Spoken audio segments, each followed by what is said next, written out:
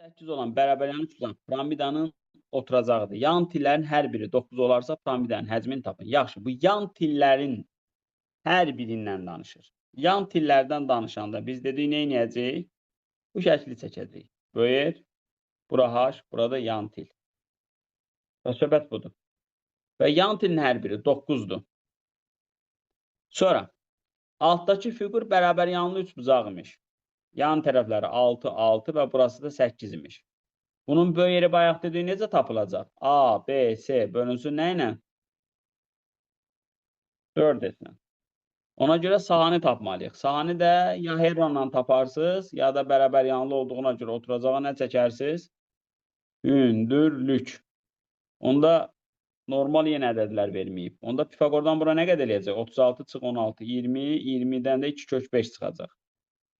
Onda sahamız necə olacaq? Onsuz da saha bizə lazımdır. 8 vur, 2 kök 5 böl 2. Bu da eləyəcək 8 kök 5. Oturacağın sahası hazır. İndi böyük necə tapılırdı? 6 vur, 6 vur, 8 bölünsün 4 dənə 8 kök 5. Onda nə qalacaq buradan? 8'lər getdi. Qaldı burada 9 böl kök 5. Düz mü yazıram? Düz yazıram. Bu böyük error burada oldu. 9 böl kök 5. Pifaqordan istifadə edin. Buranı tapın. Tapdınız. Onda saha V nə olacaq? 3'də 1. S oturacaq. S oturacaq vur. Vurulsun H. Onsuz da uşaqlar, burada da 2 böl kök 5 olur da. Pifaqoru yazsanız. Da belə.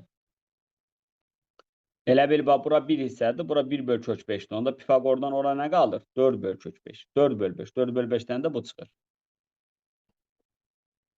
Anladınız?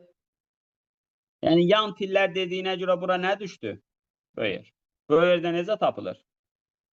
ABC bölünsün 4 etmək. Bax, yenə də həmin söhbətdir. Bura baxın. Piramidanın oturacaq 6, 8, 10 düz bucaqdır. Yan tillərin hər biri 13'dür. Bax, deməli, bu böyür.